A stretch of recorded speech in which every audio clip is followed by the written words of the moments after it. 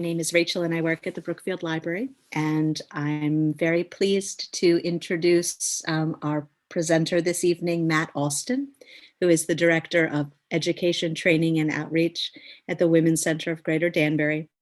And he's going to be speaking tonight giving a presentation this evening called The Stranger Danger Myth on Child Sex Abuse. And this is the fifth part of a 5-part series that we've been doing with the Women's Center. Name is Rachel and I work. Okay, without further ado, Matt, take it away. Thank you, Rachel. As Rachel said, I am Matt. Can you make me a screen share? Otherwise, it's going to be a very short presentation.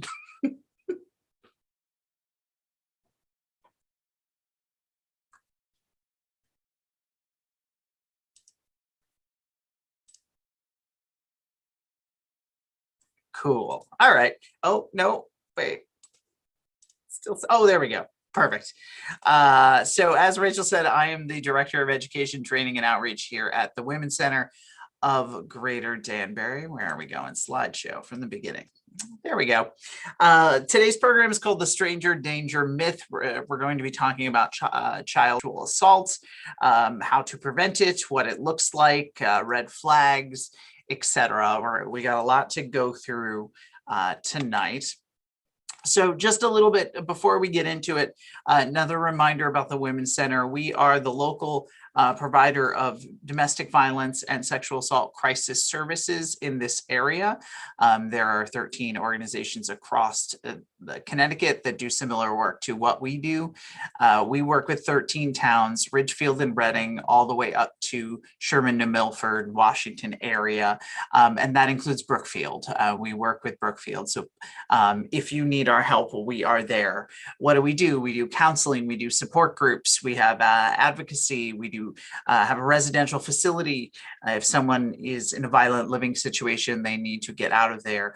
All of the services that we provide are for everyone. We're called the Women's Center, but we all accept all gender identities. Anybody who comes to us for help, we will help them.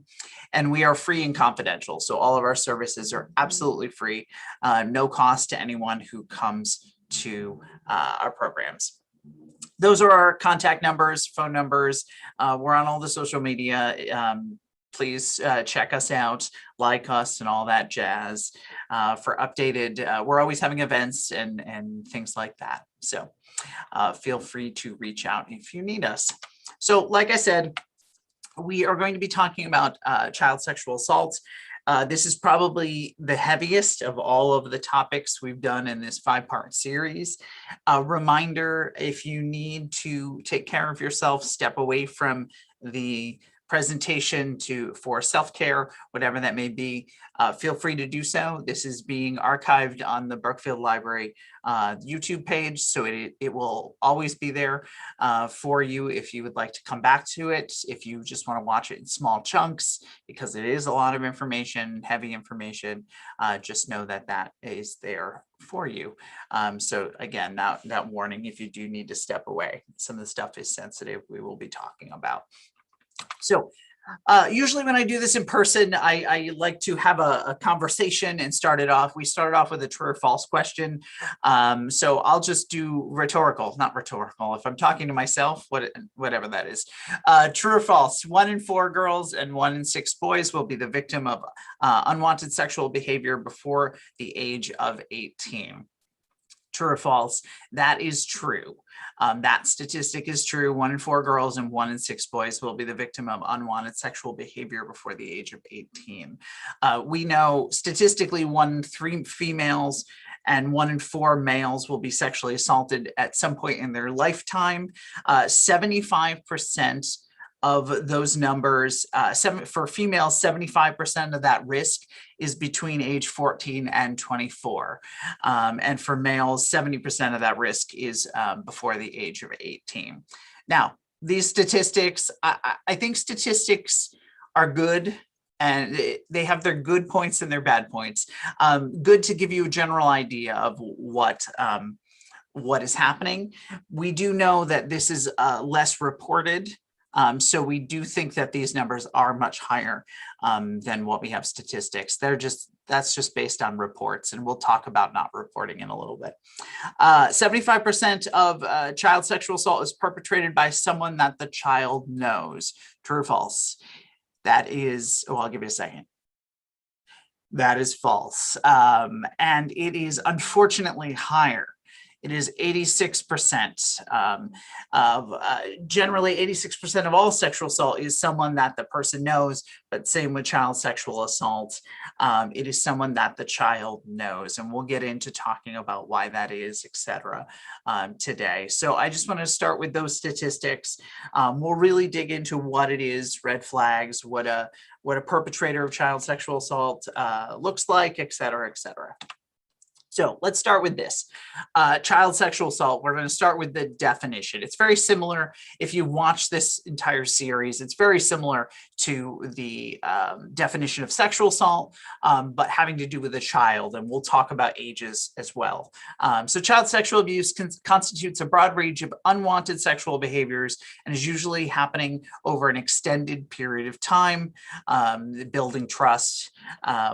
We'll get into that. Child abuse is possible because of the difference in power and control between the offender and the victim. So it is any sort of sexual behaviors which include rape, it includes any unwanted sexual touching, any exposure to sexual materials. A lot of the things we listed in our sexual assault program fall under this, and that is with a child. A child in the state of Connecticut is considered someone 12 and under. We'll get into talking about where those teenage numbers, where they fall and what the law says about that. But the thing we're going to focus on today is really talking about that power and control dynamic, and how abusers and offenders use the power and control methods to assault a child who doesn't know better. There is that power dynamic. They feel like they have to. They feel like they have to go along with what is happening. I'm getting ahead of myself here. So before we get into all this, just a quick reminder of what consent is. Consent, obviously, there is never consent with the child, and we'll talk about ages in a second, but let's just go over quickly for the purposes of what we talked about today, what consent is. Affirmative consent is what we're looking for, is knowing, voluntarily, and mutually agreeing through words and actions and gestures among all participants to engage in sexual activity. So very simply, without a doubt, knowing that the other person is okay with what is happening, and it's an ongoing process, communicating with your partner to make sure everyone in that situation is okay. We know that silence and submission is not consent. Just because someone goes along with something doesn't mean they're okay with it. It's an ongoing process. Again, it's not giving a blanket okay. You should check in each time and with each escalation with that person, making sure that they're okay every time sexual activity takes place. It also allows for withdrawal of consent at any time. So you should never fear like, well, I said yes, then I have to do this. No, you can withdraw that consent at any time. There are 3 reasons why consent can't be given. Alcohol, if there are alcohol and drugs in the system impaired by alcohol or drugs, age. Age is another reason why someone cannot give consent. We'll get into that in just a second. And coercion. So basically, again, there should never be force, threats, intimidation, or coercion. You should never feel like you have to. Very quick overview of consent. Let's talk about, since we're talking about child sexual assault today, let's talk about age and what that really looks like. So the age of consent in Connecticut is 16. At 16 years old, it's important for me to also say that every state is different. And it is whatever state the sexual activity takes place in, not wherever that person is from. So New York is 17, surrounding states some are 18. It really varies state to state. It's wherever the state, wherever the sexual activity takes place. So in Connecticut, age of consent is 16, meaning at 16 years old, a 16-year-old can legally give consent and engage in sexual behavior with someone 16 and above that is not a person with authority over them. So a teacher, a coach, or someone in authority. There is that power dynamic that we were just talking about before. That is built into our consent laws, is there cannot be that power imbalance.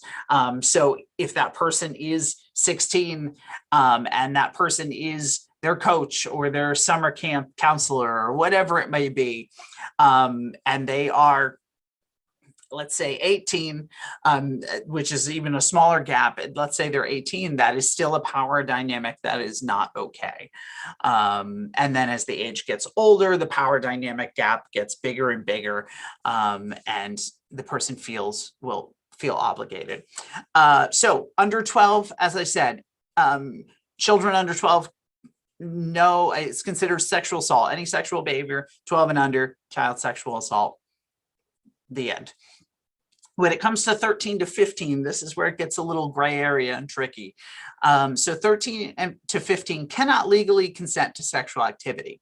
But as long as there is some sort of consent between the 13-year-old and through 15-year-old and someone within 3 years of that person's age, they can engage in sexual activity without fear of prosecution.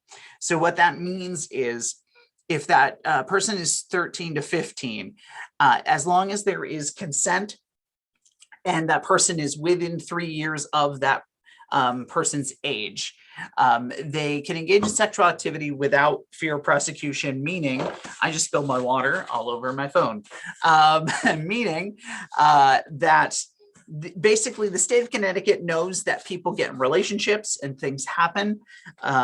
So they're for the most part going to leave you alone as long as it's within that 3-year age gap. There are exceptions. So again, it's not technically legal. So there are exceptions. But if a 13 to 15-year-old engages in sexual activity with someone outside of that 3-year age gap, that is statutory rape.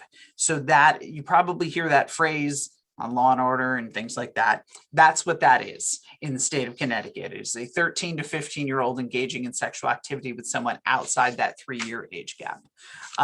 So now that we've talked about ages, let's really dive in and talk about child sexual assault, what it looks like, the dynamics, etc.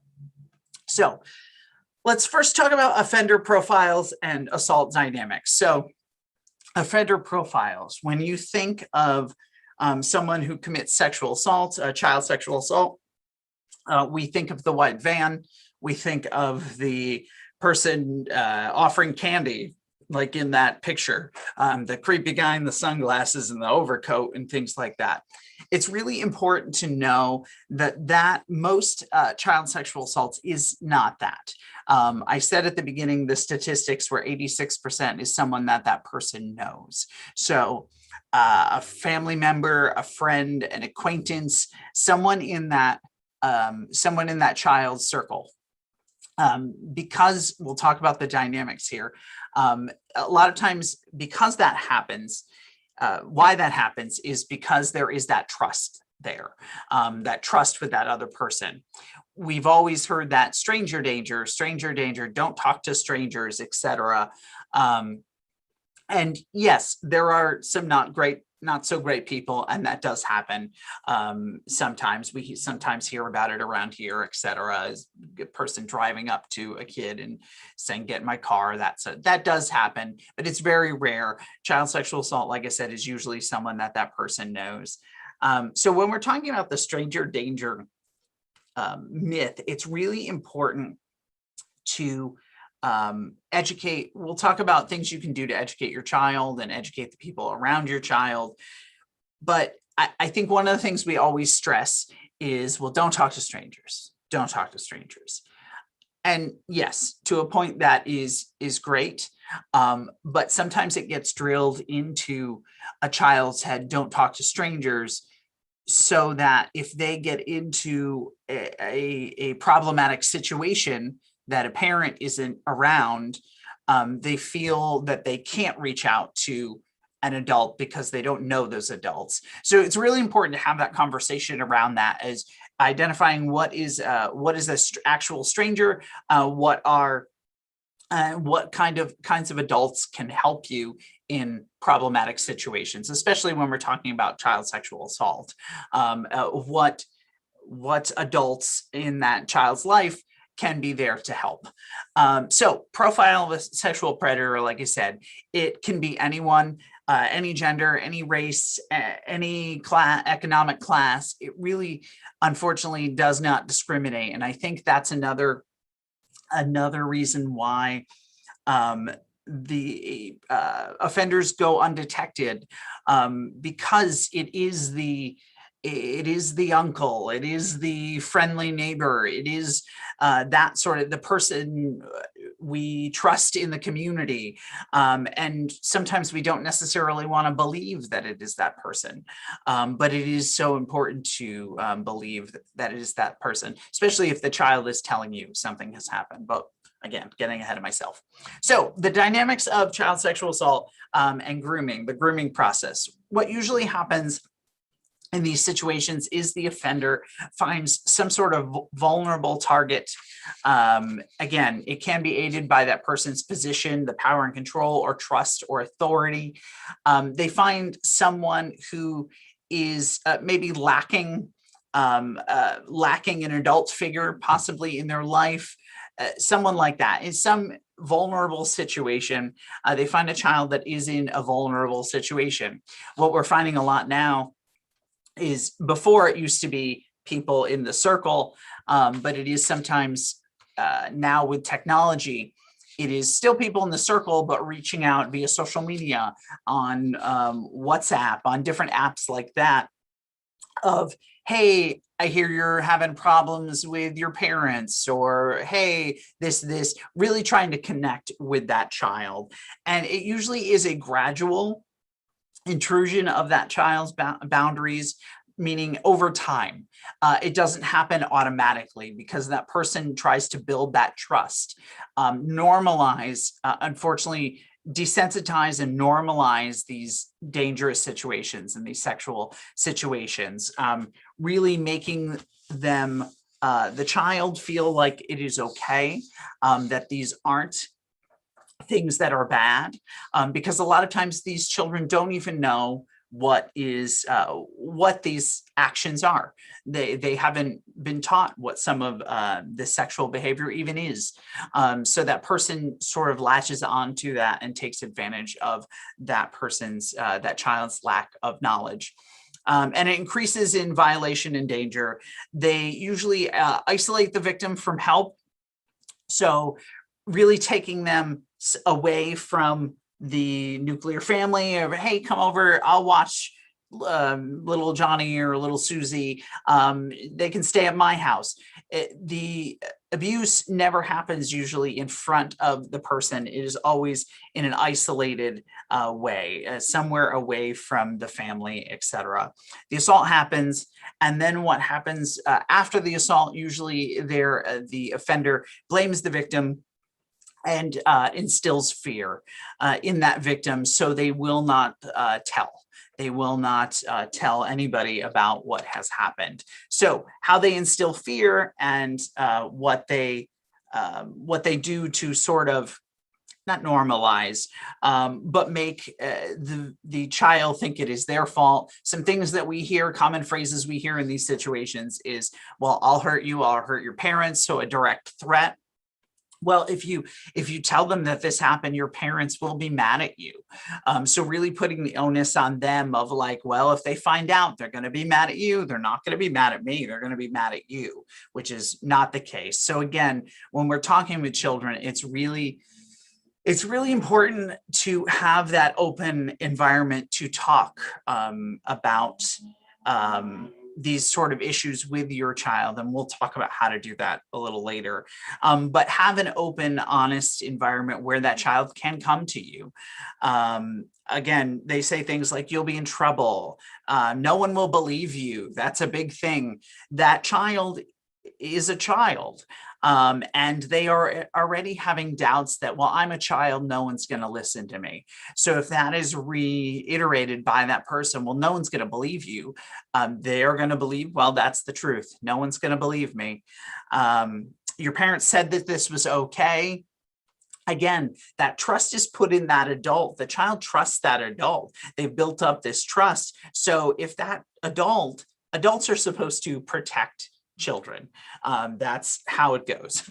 And if your parents said it was okay, if that trusted adult, quote unquote, the adult we trusted is abusing that person and using the excuse, well, your parents said it was okay, the child tends to think, well, they're adults. So if my parents told them this was okay, then it must be okay. When that is not the case. This is a game. This is our secret. This is what big kids do. Don't be a baby. This will make me happy. This is what people who love each other do. That's a common phrase we hear, that guilting. A lot of those are guilting, instilling fear. Don't you want to be a good girl, good boy, etc. Really instilling that fear in the child. Yeah, basically blaming that victim and instilling the fear there. So why do children not disclose abuse? Most of the time, children do not disclose that this has happened. Only about 1/3 of child sexual assault survivors disclose their assaults during childhood. And so there are many reasons why this happens. Very simply, sexual violence, like I said, particularly when it occurs within a familial context, is seen as a private issue, not to be discussed with non-family members. So again, such an important thing to have that open dialogue with your child, to make them feel comfortable to talk about this stuff with you, because there is already a lot of times that level of shame surrounding any sort of sexual behavior. And then you pile on top of that all of these things that we said, that feeling like it is their fault or those threats, etc. And that child just will not open up to anyone. Children often don't want to get that perpetrator in trouble or destroy the family. If it is a relative or another person in the family, they don't really want to stir the pot. They don't want to make things bad. A lot of times what we have seen, sometimes we have seen here is, well, this was my uncle that isn't necessarily documented, so I don't want to report him because he may get deported, or that will then that will trigger maybe an investigation into a family. There is a lot of cultural reasons too why someone may not report. They don't think they will be believed. Like I said, children don't think that anyone will believe them. They think that they will be blamed for the assault, especially if the abuser is saying that to them, saying, well, if you tell somebody, this is your fault and you're gonna get in a lot of trouble. And they simply don't have the words. Like I said before, sometimes with these behaviors, children don't even know what is happening. So they don't know how to describe it.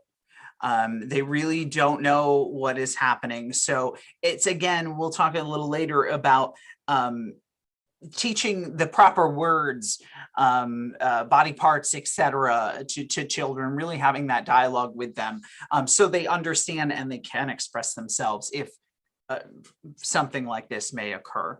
Like I said, children is explicitly threatened by their perpetrator if they talk about what has happened to them. So there is that threat. I'll hurt your pet. I'll hurt your dog. I'll hurt your parents. That's another one we hear quite often. I'll hurt your parents if you tell anybody about this, that sort of thing. So the child shuts down and doesn't want to tell anyone. So after child sexual assault happens, how can we recognize it? Because we hopefully we will have stopped, and we'll talk about how we can stop this before it occurs. But what happens if this has happened? How do we recognize this in a child in our life? Let's talk about some red flags. So the biggest thing is really any change in behaviors from what is normal for that child. That's a big statement, but really, usually there aren't physical signs of sexual abuse. Perpetrators know not to necessarily physically hurt the child, or they may be found out. So it's really important to really monitor how this child is behaving. So changes in sleep or eating patterns, changes in quality of schoolwork, sadness, depression, withdrawal from family and friends, unexplained fear of a certain person or a certain place. They don't want to go to the ice cream parlor, which they always used to love going to, that sort of ice cream parlor. Is this the 50s? I don't know. That sort of thing. Age inappropriate sexual behavior or knowledge. If maybe the child is talking about something that maybe is sexual that you didn't talk to them about, you don't know where they could have gotten that information from. Hurting animals, having secrets, a lot of things. So here are some of, whoops, that goes. Well, now we'll go over to this. Some more big red flags when it comes to child behaviors and recognizing this in a child. Maybe you see that the child is receiving gifts for no reason. There are phone messages from people that are not necessarily appropriate. It's always important to monitor that sort of thing. Child is talking a lot about someone that they don't usually talk about. Here is an important one too: engaging in risky behaviors. So self-injury, stealing. We see this one, drug and alcohol abuse, we see when it gets into the mid-teens, etc. But engaging in risky behaviors, what that is a result of that power and control. So the loss of power and control. Like I said, child sexual abuse is someone taking that power away from the child.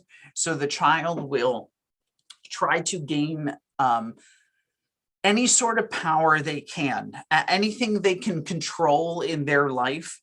So again, the changes in eating patterns, maybe they'll start to eat more, or maybe they develop an eating disorder. That is something that they can control. So the control has been taken away from them. And sometimes these red flags are that child trying to control something.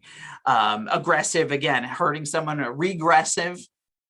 So again, that control, regressing, bedwetting, thumb sucking behavior, preoccupation with genitals, excessive masturbation. Talk about special or secret games played by an adult, receiving presents from adults because they're special. Compulsive behaviors, like I said, the washing the hands, compulsive behaviors that I can control this.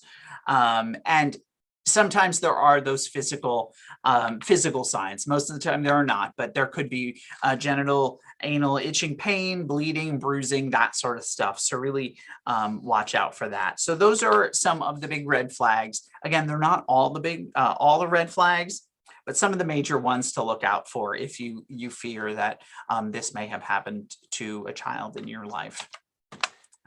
So responding to disclosures, what do we do? What do we do if a child comes to us and says, this has happened? They disclose. So things to do: use that child's language and child's words. So really listening to how the child is describing it, what they're saying, what they are, the words they are using. I'm using that back to them. So if, for example, the child said, well, so-and-so put his fingers or her fingers in me, or whatever it may be, whatever the wording is, they're not going to probably use, what I'm trying to say is they're probably not going to use the technical terms that we all know as adults. So it's really important to not say, well, did that person rape you? the child doesn't know what that is. So it's really important to use that child's words when talking about what it is that happened, keeping them informed of the next steps. And the process moving forward. That is a huge piece of it too. So the child knows that they are being helped, that you are listening to them, yes, but you are also doing something to help them.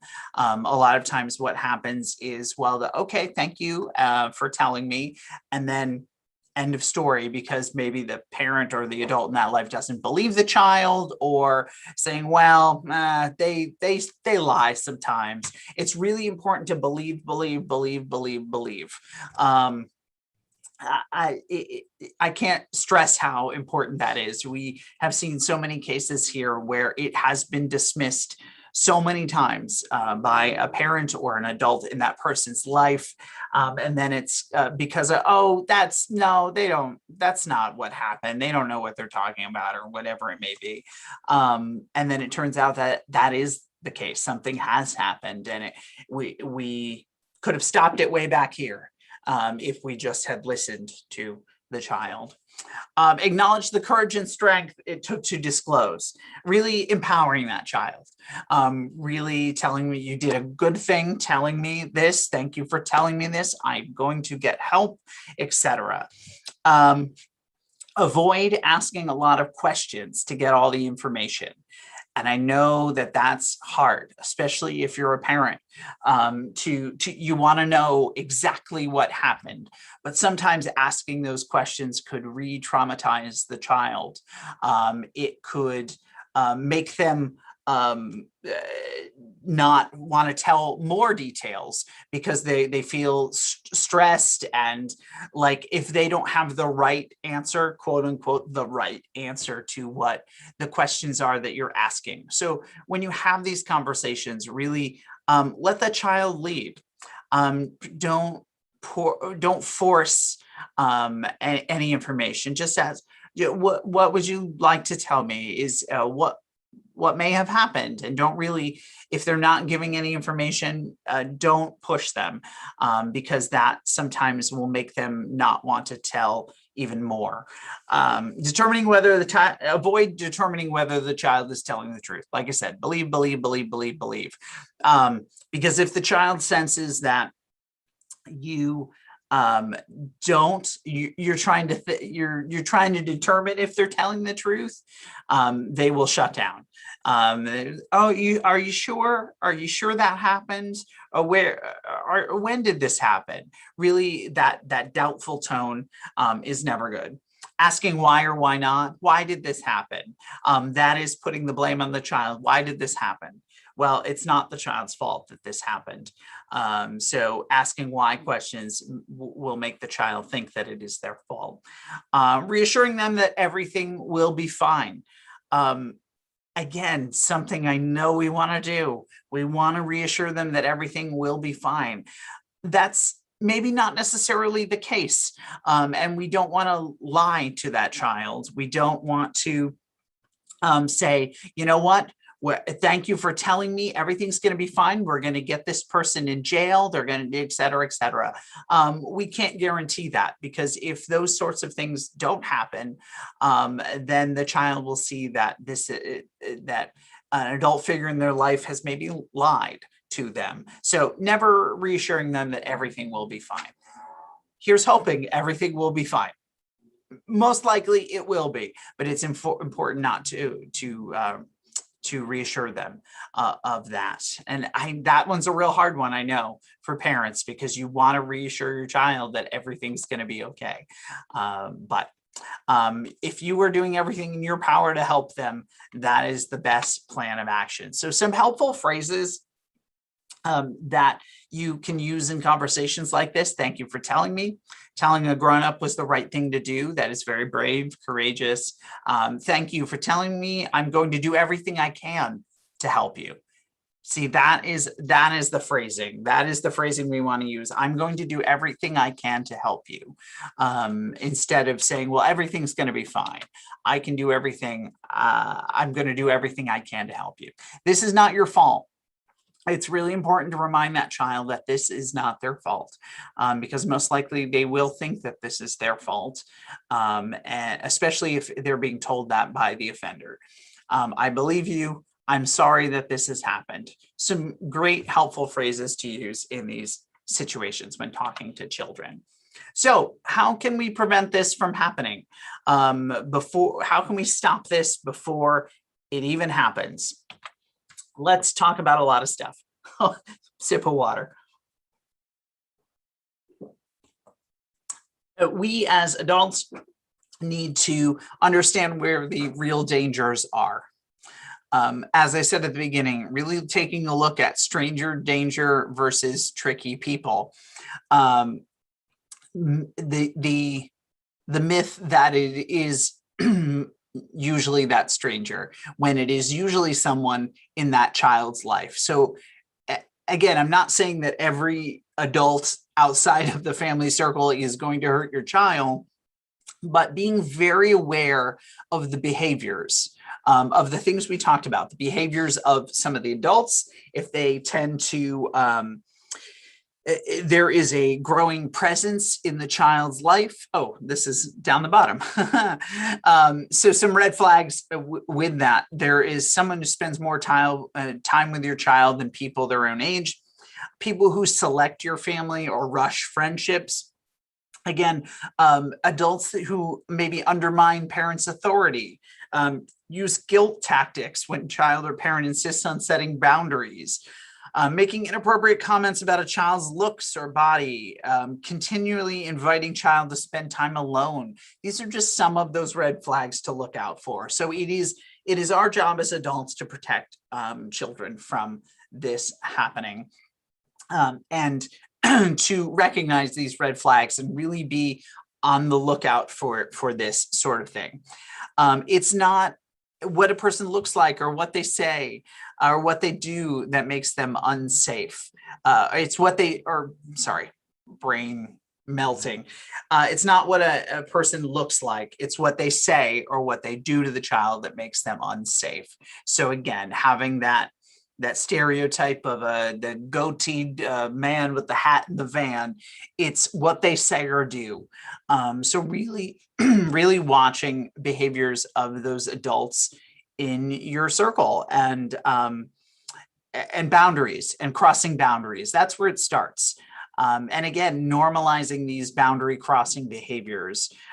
Stranger danger versus tricky people. So tricky people are these offenders that we're talking about. Adults asking kids for help with things that they shouldn't be asking kids for help with. Adults asking kids to keep secrets. All red flags that things are not great. Talking to your children, we have an educate page in a minute, but really talking to your children about good secrets versus bad secrets. A lot of what today comes down to is really having this open dialogue and open communication with your child about these topics. And it's hard. And obviously we're not going to go to a child and say, all right, let's talk about child sexual assault. But we can talk about good secrets versus bad secrets. What's a good secret? A good secret is something that makes you feel warm and fuzzy inside. It makes you happy, like a surprise party or a present, things like that. What's a bad secret? Something that makes you feel, sort of get an uh-oh feeling inside. That's how we work with children that in schools that we work with, teaching them about an uh-oh feeling, trusting their gut. If they feel like something is not okay, it isn't okay. So really trusting that uh-oh feeling and asking for help when they get that uh-oh feeling. And again, like I said, keeping an open mind about offenders look normal, respectable, charming. A lot of times they are master manipulators. So many times you will see those Netflix documentaries and you hear people interviewed. We can't believe that this happened. He was the friendly neighbor. She was the minister at the church, or whatever it may be. It's always the people that you don't necessarily expect in these situations. So really keeping an open mind about that, because sometimes that can cloud our response.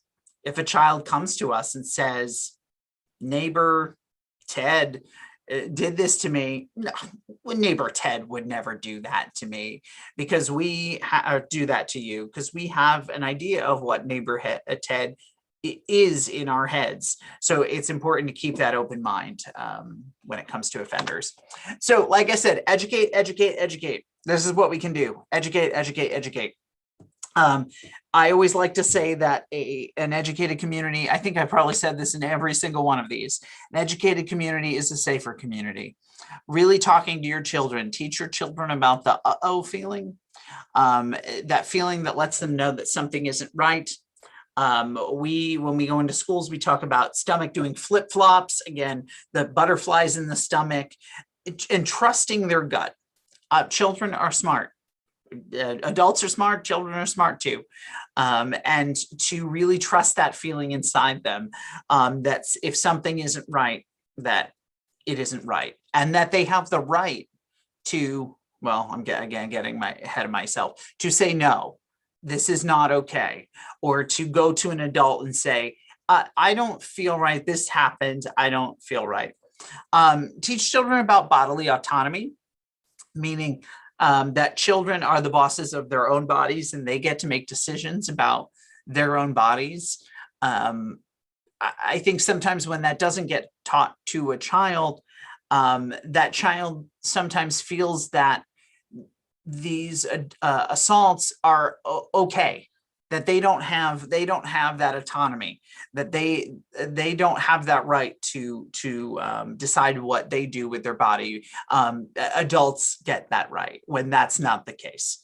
Children should have that bodily autonomy. My body is mine and your body is yours. And teaching children bodily autonomy is very simple. No, not the right English. As simple as, here we go, as simple as not forcing a child to hug a relative if they don't want to, letting the child make that choice. Because not saying go hug grandma and the child going, I don't want to hug grandma. No, go hug, she's grandma, go hug grandma. Very simply, letting them make the decision. They may not want to hug grandma. That's okay. That is teaching bodily autonomy, teaching them that they have the right to decide what they can do with their body. Teaching children about safe touches, unsafe touches, and confusing touches. When we go into schools, we talk about safe touches, make us feel safe, good, happy. A safe touch is a hug that we want. A safe touch is holding our parents' hands when we cross the street. Anything that makes us feel good. Unsafe touches are touches that make us feel bad, mad, sad, that give us that uh-oh feeling, whatever that may be. Or confusing touches. Sometimes there may be confusing touches. They start out good, but then the child may get that uh-oh feeling. So maybe they're just playing around with friends and wrestling or whatever, but then it goes on a little too long and that child doesn't feel okay. Teaching them that they can say something. We'll talk about what that is in a second. Defining private parts. It's really important to use the terminology, the technical terminology with children, saying penis, vagina, etc. Using the words, because sometimes there have been cases where in the home they refer to the vagina as the cookie, your cookie, or something like that. A case we had, it was your cookie. So then when the student went to school, she or he said to the teacher, oh, my uncle touched my cookie. Now, a regular sentence, my uncle touched my cookie, doesn't raise any alarm bells, except maybe shouldn't be sharing food with your uncle. Just kidding, you can if you want. But very simply, if that terminology was used, that child would have said to the teacher, my uncle touched my vagina. And there's the big red flag to the teacher. not necessarily a red flag when it's cookie or hoo-hoo or whatever it may be. So really using the technical terminology is important with children. Teach children about the clean, safe, and healthy rule. We go into schools and we talk about adults can touch us in private parts only if they're keeping us clean, safe, or healthy. Meaning doctors helping us in the bathroom, anything that is keeping us clean, safe, or healthy. And even when when we talk about doctors and things like that, there should always be an adult present, a parent present when that sort of stuff is happening. But it's only okay. And we also we tell students that even if adult we trust is keeping us clean, safe, and healthy and touching our private parts, and we still get an feeling, it's okay to express that and say, you know, I don't like this, or this happened. So we always talk to students and say there are the big 3 safety rules: saying no in a strong voice, saying I don't like that, no, getting away from that person safely, and telling a trusted grown-up. So telling a trusted grown-up in their life. It's also important to identify those trusted grown-ups in that child's life for the child. We go into schools and we do a trace your hand type of activity where the children put 5 trusted adults, 5 adults that they could go to in their life if something like this has happened. We usually say, can we do 2 at home, 2 at school, and 1 whoever, that sort of thing. So really identifying those trusted adults, because sometimes the children don't know who besides their parents they can really go to. Also stressing to them that it is never too late to talk about this. It's never too late to tell if something bad has happened to them. Really stressing that to them, that if something happened last week, they can still tell. If something happened last year, they can still talk about it, that you are open to talking about it, because sometimes children think, well, this happened last week. We're past it. I can't tell anybody, or I don't need to tell anybody, etc. So really, it's really all about communicating with your child. Really teaching them about boundaries and consent.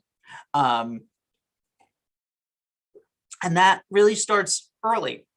Talking about physical space boundaries, emotional boundaries, possessional boundaries, again, personal space boundaries, really talking about that with the children, determining what their boundaries are, what sorts of boundaries they have in their life, and stressing that they get to make the decision about what their boundaries are. No one can tell them what their boundaries are. Really teaching that consent and integrating it into their daily lives. Consent, again, agreeing to do something or giving permission for something to happen. And again, that consent at a small child's age doesn't have to be about sexual behavior. It can be about asking for a toy. It can be, well, you have to ask to play with that toy. That's an easy way to teach consent, and waiting for the person to say, yes, you can play with this toy, getting that consent. Again, any type of boundary. We teaching our children to ask permission before touching other people's or other children. Everyone's boundaries are different. So it's important to stress to children that your boundaries may be different from Janie's boundaries, who may be different from Kevin's boundaries, and that we cannot assume that our boundaries are the same. So it's important not to touch other children. Again, giving them, even giving hugs, things like that, really getting that consent, saying, hey, is this okay? Is it okay if I hug you? Again, never force a child to hug, touch, or kiss somebody, and model consent with your spouse. Children learn from watching. So really modeling that consent in your home. Like I said, if it's smaller kids, consent with toys or consent with other items and other boundaries in the house before really taking that step of talking about sexual boundaries and physical boundaries with children. Your role as adults. Yes, that's Smokey the Bear. Ultimately, it is up to you to prevent child sexual abuse. It is up to us adults. It is not on the children.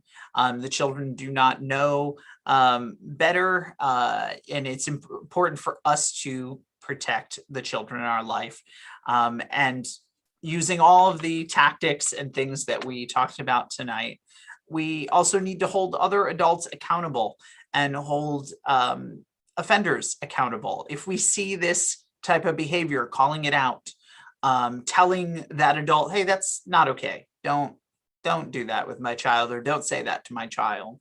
And that's hard. I understand that that may be hard, but again, we've talked about in the other programs, really getting it while it's small, while it's down here, before it becomes that bigger problem. So calling out those comments, hey, that's an inappropriate thing to say to my child, or whatever it may be, calling those little things out so that that person, that adult that should know better, hears that and realizes, well, that's not okay.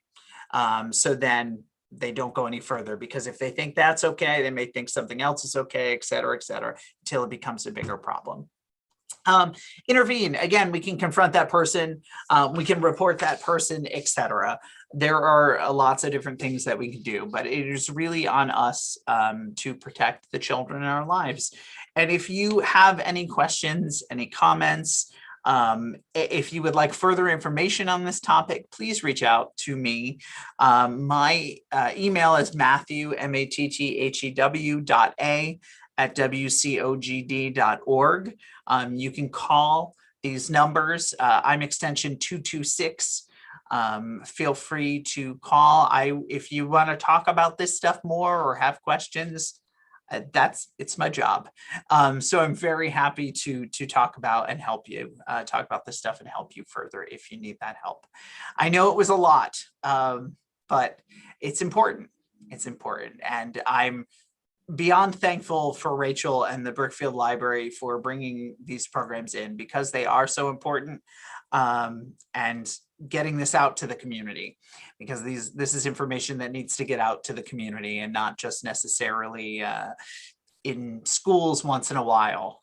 This being online is great. So thank you, Rachel, very much. Thank you for doing them. And this one was definitely a little hard, but really great information. And so thank you so much. And I want to just state again that all 5 parts of the series that we've done with Matt and the Women's Center are available. We've recorded all of them, and they're all available on the Brookfield Library's YouTube page. And so then they'll be there for as long as they need to be. So, and of course, reach out to the Women's Center. They do great work, and they're a wonderful organization. So, okay, Matt, thank you so much. Thank you, Rachel.